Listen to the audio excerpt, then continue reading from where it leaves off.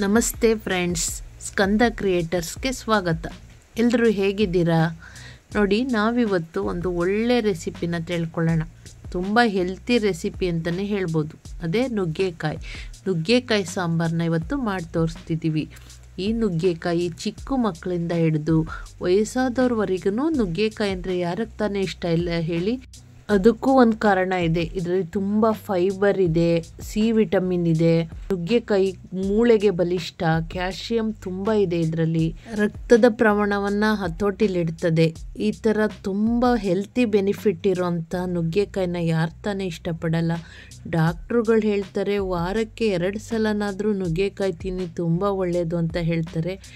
ಈ ಆರೋಗ್ಯಪೂರ್ಣವಾದಂಥ ತರಕಾರಿನ ಹಾಕಿ ಇವತ್ತು ನಾವು ಒಂದು ಸಿಂಪಲ್ ನುಗ್ಗೆಕಾಯಿ ಸಾಂಬಾರನ್ನ ಮಾಡಿ ತೋರಿಸ್ತಾ ಇದ್ದೀವಿ. ಇದನ್ನು ಹೇಗೆ ಮಾಡೋದು ಅಂತ ನೋಡೋಣ ಬನ್ನಿ ಫ್ರೆಂಡ್ಸ್. ಇದಕ್ಕೆ ಏನೇನು ಬೇಕು? ಫಸ್ಟಿಗೆ ನುಗ್ಗೆಕಾಯಿ ಜೊತೆಗೆ ನಾನು ಹಲಸಿನ ಬೀಜ ತೊಗೋತಾ ಇದ್ದೀನಿ. ನೋಡಿ, ಒಂದು 5-6 ಹಲಸಿನ ಬೀಜ ತೊಗೋತಿದ್ದೀನಿ. ಅದ್ರ ಜೊತೆಗೆ ಹಾಕಿ ಮಾಡಿ ನೋಡಿ, ಸಾಂಬಾರನ್ನ ತುಂಬ ಚೆನ್ನಾಗಿರುತ್ತೆ. ಇದನ್ನು ಕೂಡ ಹೆಲ್ತ್ ಬೆನಿಫಿಟ್ ಅಂತಲೇ ಹೇಳ್ಬೋದು. ತುಂಬ ಒಳ್ಳೆಯದು. ಚಿಕ್ಕ ಮಕ್ಕಳಿಗೆ ಇದನ್ನು ಸುಟ್ಟಿ ಅಥವಾ ಬೇಯಿಸಿ ಕೊಡ್ತಾ ಇರಿ. ಅವರು ಮೂಳೆಗೆ ಕ್ಯಾಲ್ಸಿಯಮ್ಮು ತುಂಬ ಅಗತ್ಯ ಇರ್ತದೆ ಬೆಳವಣಿಗೆಗೆ.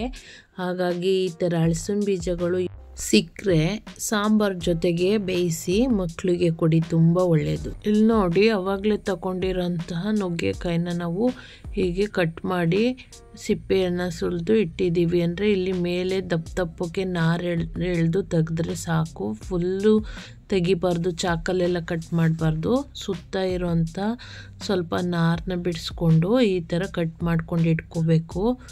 ಮತ್ತು ಕೆಲವರು ನಾರೆಲ್ಲ ತೆಗಿಯಲ್ಲ, ಚಿಕ್ಕ ಮಕ್ಕಳಿದ್ರೆ ಗಂಟ್ಲಿಗೆಲ್ಲ ಸಿಕ್ಕುತ್ತೆ ಅಂದ್ಬಿಟ್ಟು ನಾರು ತೆಗ್ದಿದ್ದೀವಿ.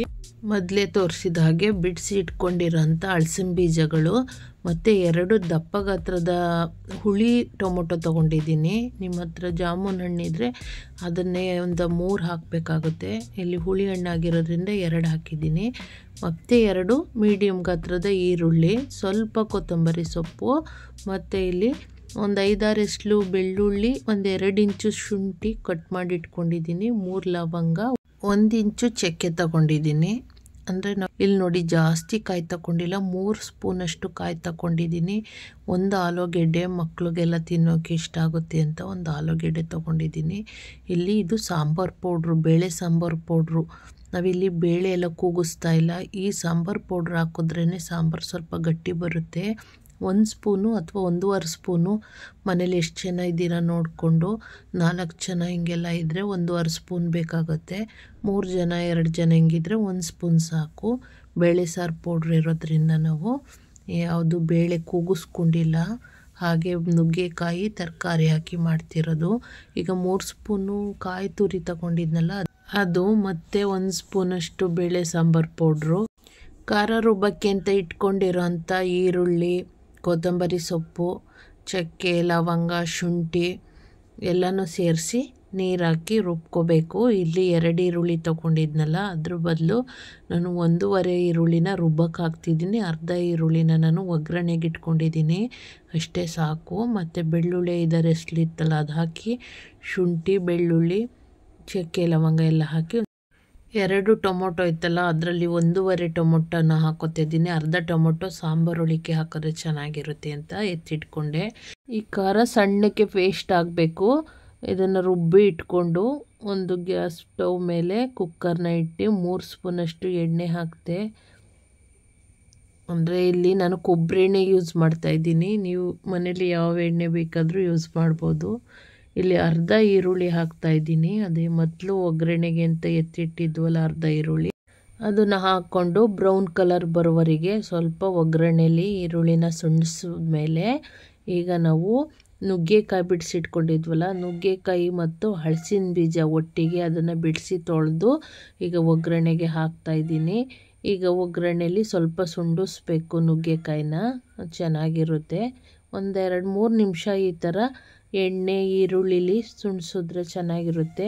2 ನಿಮಿಷ ಈರುಳ್ಳಿಲಿ ಸುಂಡಿಸಿದ್ಮೇಲೆ ಅರ್ಧ ಸ್ಪೂನಷ್ಟು ಅರಿಶಿನ ಹಾಕ್ತಾಯಿದ್ದೀನಿ. ಮತ್ತು ಒಂದು ಅರ್ಧ ಸ್ಪೂನಷ್ಟು ಹರಳುಪ್ಪನ್ನು ಹಾಕ್ತೀನಿ. ಇವಾಗ 2 ಹಾಕಿ ಒಗ್ಗರಣೆಯಲ್ಲಿ ಒಂದು 2-3 ನಿಮಿಷ ಈ ಥರ ಸುಂಡಿಸಿದ್ರೆ ಆಯಿತು. ಕೆದಕಿದ್ರೆ ಮತ್ತು ಮೇಲಿಂದ ಕೆಳಗೆ ಹೀಗೆ ಮಾಡಿ. ಯಾಕಂದರೆ ಮುಂಚೆನೇ ಸ್ವಲ್ಪ ಉಪ್ಪು ಅರಿಶಿನ ಹಾಕಿದರೆ ಇದರಲ್ಲಿ ಯಾವುದೇ ಹಸಿ ವಾಸನೆ ಇದ್ದರೆ ಹೋಗುತ್ತೆ.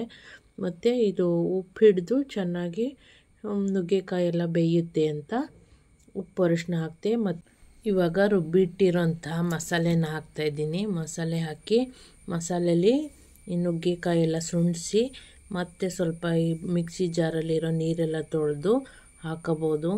ನಮಗೆ ಎಷ್ಟು ಬೇಕೋ ಅಷ್ಟು ಸಾಂಬಾರನ್ನ ಹೆಚ್ಚಿಸ್ಕೋಬೋದು. ಸಾಂಬಾರಿಗೆ ಬೇಳೆ ಯಾವುದೇ ಕಾಳುಗಳೇನು ಹಾಕಿಲ್ಲ, ಬೇಳೆ ಹಾಕು ಮಾಡ್ತಾರೆ, ಅದು ಚೆನ್ನಾಗಿರುತ್ತೆ. ಈ ಥರನೂ ಒಂದು ಸಲ ಮಾಡ್ಕೊಳ್ತೀನಿ, ತುಂಬ ಚೆನ್ನಾಗಿರುತ್ತೆ. ಇವಾಗ ಅರ್ಧ ಹಚ್ಚಿಟ್ಟಿದ್ವಲ್ಲ ಆ ಟೊಮೊಟೊನ ಸಾಂಬಾರಿಗೆ ಮಿಕ್ಸ್ ಮಾಡ್ಕೊಳ್ಳೋಣ. ಮತ್ತು ಒಂದು ಆಲೂಗೆಡ್ಡೆ ಹಾಕೋತಾ ಇದ್ದೀನಿ. ಬೇಕಿದ್ದರೆ ಹಾಕೋಬೋದು, ಬದನೆಕಾಯಿನೂ ಹಾಕೋತಾರೆ, ಆಲೂಗೆಡ್ಡೆ ಹಾಕೋತಾರೆ. ನಿಮ್ಮ ಆಪ್ಷನ್ನು ಯಾವುದು ನಿಮಗೆ ಫೇವರ್ಟು ವೆಜಿಟೇಬಲ್ ಇರುತ್ತೆ ಹಾಕೋಬೋದು. ನನ್ನ ಮಗನಿಗೆ ಆಲೂಗೆಡ್ಡೆ ಅಂದರೆ ಇಷ್ಟ ಅಂತ ಹಾಕ್ತಾಯಿದ್ದೀನಿ.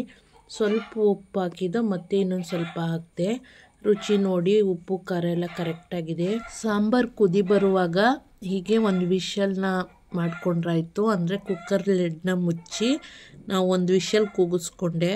ನೀವು ಬೇಕಾದರೆ ಪಾತ್ರೆಯಲ್ಲೂ ಬೇಯಿಸ್ಕೋಬೋದು. ಜಾಸ್ತಿ ಕೂಗಿಸ್ಬೇಡಿ, 2 ವಿಷಲ್ 3 ವಿಷಲ್ ಕೂಗಿಸಿದ್ರೆ ತುಂಬ ಬೆಂದೋಗುತ್ತೆ. ಒಂದೇ ವಿಷಲ್ ಸಾಕು. ನೋಡಿ ಈಗ ಎಲ್ಲ ತರಕಾರಿನೂ ಪರ್ಫೆಕ್ಟಾಗಿ ಬೆಂದಿದೆ. ತುಂಬ ಟೇಸ್ಟಿಯಾಗಿ ಬಂದಿದೆ ಸಾಂಬಾರು. ನೀವು ಮಾಡ್ಕೊಳ್ಳಿ ಫ್ರೆಂಡ್ಸ್, ನಿಜವಾಗ್ಲೂ ಇಷ್ಟ ಆಗುತ್ತೆ ನಿಮಗೆ. ಇಡ್ಲಿ, ದೋಸೆ, ರೊಟ್ಟಿ, ಚಪಾತಿ, ಅನ್ನ, ಮುದ್ದೆ ಯಾವುದಕ್ಕಾದರೂ ಒಳ್ಳೆ ಕಾಂಬಿನೇಷನ್ನು, ಸೂಪರಾಗಿರುತ್ತೆ. ನಾನು ಮಾಡಿರೋ ರೆಸಿಪಿ ನಿಮ್ಗೆ ಇಷ್ಟ ಆಗಿದರೆ ನೀವು ಟ್ರೈ ಮಾಡಿ, ನಮಗೊಂದು ಸಪೋರ್ಟ್ ಮಾಡಿ, ಸಬ್ಸ್ಕ್ರೈಬ್ ಮಾಡಿ. ಥ್ಯಾಂಕ್ ಯು, ಧನ್ಯವಾದ.